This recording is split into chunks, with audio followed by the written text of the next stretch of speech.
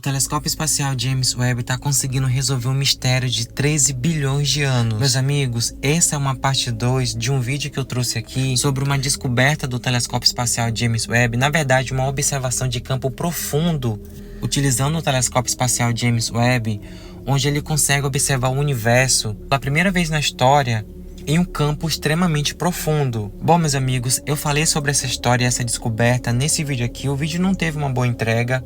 Porém, no vídeo, meus amigos, eu falo basicamente de um aglomerado de galáxias que fez um efeito de lente, que conseguiu ampliar a luz de objetos ainda mais distantes que eles, para que assim a gente pudesse tirar novos estudos acerca disso. Nesse vídeo em questão, eu falei que os próximos capítulos dessa história iria trazer mais estudos sobre observações acerca disso. E sim, meus amigos, está aqui a parte 2. Esse vídeo em questão, meus amigos, é um mistério que circunda o universo e a cabeça dos cientistas há anos, sobre o período, meus amigos, que chamamos de reionização cósmica, ou então amanhecer cósmico. Eu acho que vocês já estão careca de saber, porque quase sempre eu falo sobre isso aqui, que o universo era denso logo no início.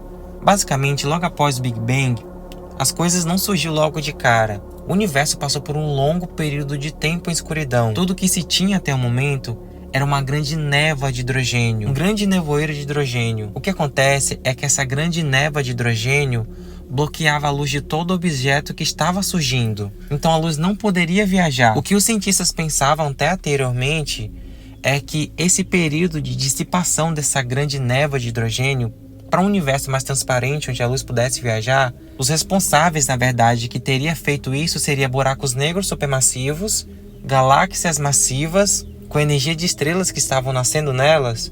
Mas o que o telescópio espacial James Webb viu foi uma coisa surpreendente, que foi uma coisa que a gente nem imaginava, o que contribuiu basicamente para o amanhecer cósmico, para libertar a luz das galáxias obscurecidas, foi na verdade as galáxias anãs, meus amigos.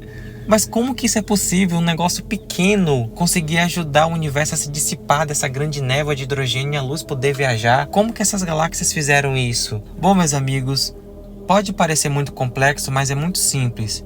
Galáxias anãs, elas são cheias de radiação ionizante. E assim, através dessa imagem, dessa descoberta de uma observação de campo profundo, a gente pode perceber que as galáxias anãs, meus amigos, eram abundantes no universo. E elas trabalhavam, meus amigos, como se fosse de forma coletiva. E ela, sim, era abundante de radiação ionizante. Basicamente, quando a gente fala que algo está sendo ionizado, é quando ele passa de um estado neutro para um estado mais carregado. E isso contribuiu, meus amigos, para que o universo pudesse acender. Então, os objetos que estavam obscurecidos, então a luz pôde ser libertada, a luz pôde viajar. Como é o caso de hoje. Hoje em dia a gente consegue enxergar a luz desses objetos. Porém, meus amigos, o estudo ainda é mais embaixo, porque ainda existem objetos que estão obscurecidos por essa névoa. Mas é claro que para a gente descobrir esses objetos, ou é necessário um telescópio muito mais sensível que o James Webb, ou então colocar o Webb realmente para trabalhar ainda mais. Gente, é louco. Os últimos vídeos que eu falei sobre o James Webb, ele tá descobrindo coisas incríveis. Eu vou colocar tudo em minha playlist para vocês. O nome da playlist vai se chamar James Webb, vai estar aqui logo no início, para vocês de fato acompanharem essa história numa ordem legal. E assim, meus amigos, a cada descoberta do James Webb em campo profundo do universo, a gente vai conseguindo aos poucos responder aquela pergunta: como viemos parar aqui? Como que surgiu tudo? O que de fato é uma das perguntas mais pertinentes da história da humanidade. Mas enfim, amigos, o que vocês acham de tudo isso? Eu tô impressionado com isso. Claro que não vai ficar só por isso, meus amigos. Vai ter muito mais estudos, porque é claro que essa imagem aqui tá oferecendo muito mais insights de como era o universo no início. Mas e aí, o que vocês acharam disso?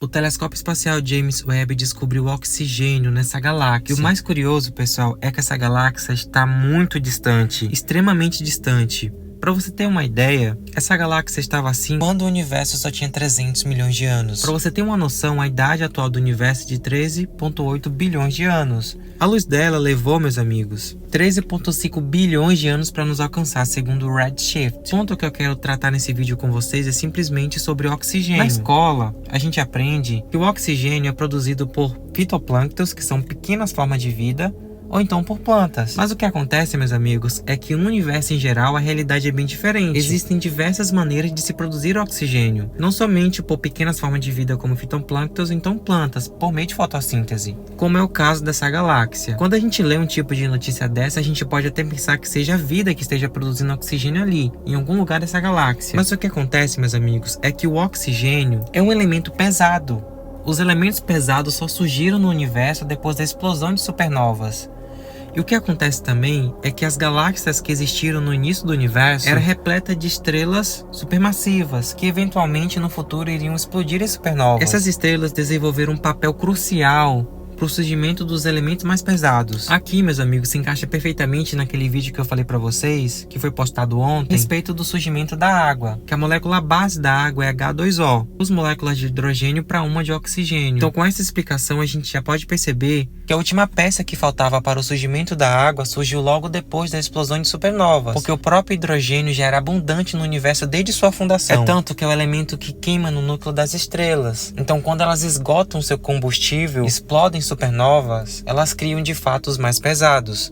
Abre um cenário fortíssimo para o surgimento da água, onde cria aquelas imensas nuvens de nebulosa que vai formar novas estrelas, planetas, pedras espaciais, e ali os objetos que surgirem dali vai se beneficiar desses elementos, como é o caso do oxigênio. Mas o meio mais primitivo, pessoal, de produção de oxigênio, explosão de supernovas, e principalmente das primeiras supernovas que aconteceram no início do universo. Então, meus amigos, provavelmente não é vida que está produzindo oxigênio ali em jets. Para ser detectado assim em uma distância bem grande, a explicação mais plausível que seja é de explosões que acontecem ali naquela galáxia, que cria elementos pesados como o oxigênio também, e a gente acaba conseguindo identificar aqui com as lentes do James Webb.